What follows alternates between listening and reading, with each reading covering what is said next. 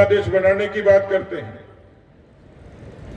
हिंदुस्तान तेरे टुकड़े होंगे, इंशाअल्लाह इंशाअल्लाह। ये चुनाव उन लोगों की एक एक गांव में एक एक घर तक नल पहुंचता तो हिंदुस्तान की माताएं बहनें, राजस्थान की माताएं बहनें मोदी जी के गीत गाती कि नहीं गाती। लेकिन इस बात से अशोक गहलोत के उसके सरकार के उस अली बाबा 40 चौर के सरकार के पेट में दर्द था।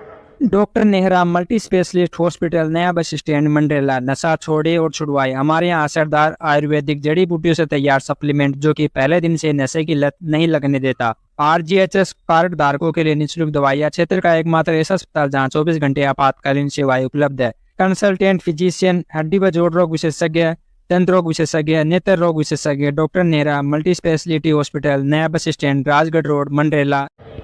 मैं तो कहता हूं कि हिंदुस्तान में पहली बार एक ऐसा मर्द प्रधानमंत्री है जिसने देश को जमीन को लौटाने का काम किया। वाजपेयी जी ने जो शुरुआत की थी सुधारों की, ये किसानों की धरती है।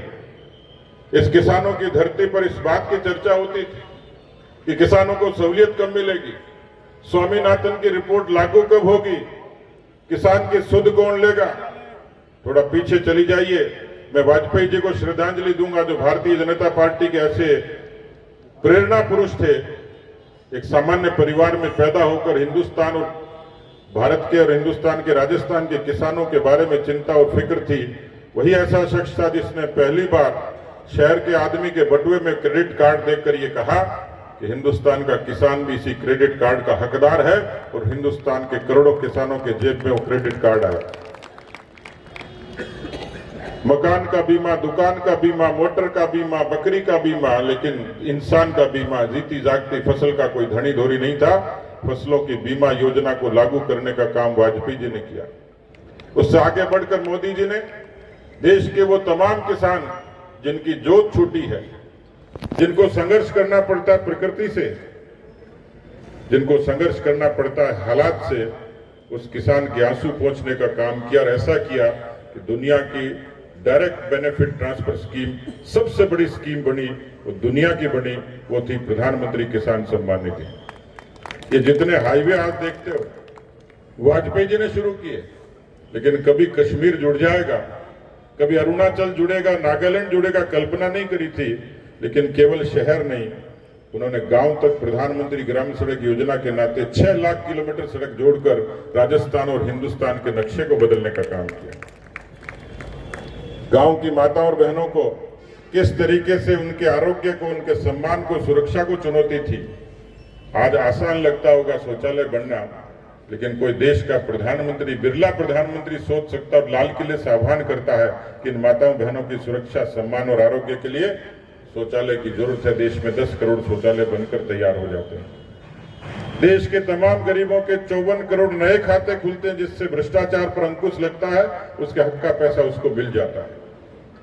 देश के आरोग्य के लिए आयुष्मान जैसी योजना, जिसके सर पे छत नहीं हो उस पे प्रधानमंत्री आवास जैसी योजना, ये देश के तमाम वो चीजें हैं। लेकिन मित्रों, लोकतंत्र के बाद दुनिया की सबसे बड़ी ताकत भारत की कोई है, भारत की सेना है।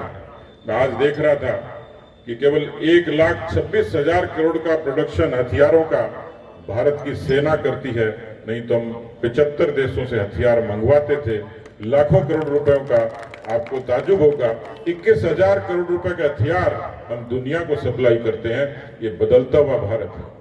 जिस सेना के बारे में कहते थे इसको आइस बूट नहीं है, इनके पास बुलेट प्रूफ जैकेट्स नहीं है, इनके पास हथियार नहीं है, आज वो हिंद की सेना दुनिया के सबसे ताकतवर सेना बनकर खड़ी हुई है। क्यों नहीं होती कि देश का सरपरस्त और प्रधानमंत्री जब अपनी दिवाली वीर जवानों के साथ मनाता है तो उनमें ऊर्जा का संचार होता है। इसलिए मित्रों, ये कोई गली मोहल्ले का चुनाव नहीं। बाबू जी विकास करेंगे, बीजेपी विकास करेगी, भजनलाल जी सबकी सुनेंगे, लेकिन मित्रों ये विचार का भी चुनाव है। ये उन लोगों की चुनौती का चुनाव है जो आपके विचार को चुनौती देते हैं, जो देश के सद्भाव को बिगाड़ने का काम करते हैं, जो देश को बांग्लादेश बनाने की बात करते हैं। हिंदुस्तान तेरे टुकड़े होंगे, इंशाअल्लाह इंशाअल्लाह। ये चुनाव उन लोगों की फितरत के खिलाफ है, उनकी मानसिकता के खिलाफ है। जब मोदी जी ये कहते हैं कि सबका साथ, सबका विकास, सबका विश्वास और सबका प्रयास, तो हिंदुस्तान का जाया, हिंदुस्तान की खाने वाला, हिंदुस्तान की गाने वाला एक एक व्यक्ति इस भारत माँ का लाल है और उसके लिए सरपरस्त के रूप में नरेंद्र मोदी यहाँ खड़े। और इसलिए मैं आपसे निवेदन करना चाह रहा हूं, यहाँ जितनी पूरी फौज बैठी है, कहाँ दूर बीकानेर से लेकर गंगानगर से लेकर दूर दराज के हमारे चूरू, सीकर, झुंझुनू से लेकर जयपुर तक तमाम हमारे इतने सारे लोग आपकी मदद के लिए आए हैं। मैं एक निवेदन आप लोगों को करूंगा, एक व्यक्ति का एक वोट होता है और कई बार वोट में भी फर्क हो जाता है। कई बार बिना कोशिश करने से भी लोग अपनी इच्छा से भी वोट देते हैं। ये एक चुनाव था जब राम जन्मभूमि का आंदोलन चल रहा था, मेरे पड़ोस में एक महाजन परिवार था, सेठ जी वोट दे के बाहर निकले तो उन दिनों राम जन्मभूमि का बड़ा जलवा था, इसलिए उस माहौल में सब लोग राममय हो रहे थे। सेठ जी कांग्रेसी थे, बड़े बाहर निकल के सेठानी को कहा कि ले भाई सेठानी अब क्या तो वोट दे के मजा आ गया। तो सेठानी ने सेठ जी से पूछा किसको दिया, बोले बीजेपी ने दियो। तो सेठानी धीरे से बोली मैं तो सदा ही दूं। तो परिवार में भी आप नहीं चाहोगे तो वोट बीजेपी को होगा, लेकिन मेरा आपसे आग्रह है, मैं आज अभी पीछे कुछ सभाओं में था, लोगों ने बाबू जी को माला पहनाई, इच्छा से ही आ रहे थे। मैं कुदरते बैठे बैठे मैंने उस माला को गिनना शुरू कर दिया तो उसमें 30 फूल थे।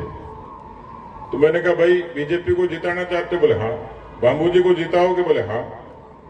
तो मैंने कहा एक ही काम कर लो कि जो माला पहनाई है इसमें 30 फूल हैं, यहाँ बैठा एक एक आदमी संकल्प लेकर चला जाए जिसने बाबू जी को माला पहनाई, जो बाबू जी को एमएलए बनाना चाहता है, बीजेपी को जिताना चाहता है, वो 30 वोट की जिम्मेवारी ले ले, अड़ोस पड़ोस की ले ले, रिश्तेदारों की ले ले, जानकारों की ले ले, धर्म भाई की ले ले, व्यापारिक मित्र की ले ले, जिसको उधार दे रखी उसको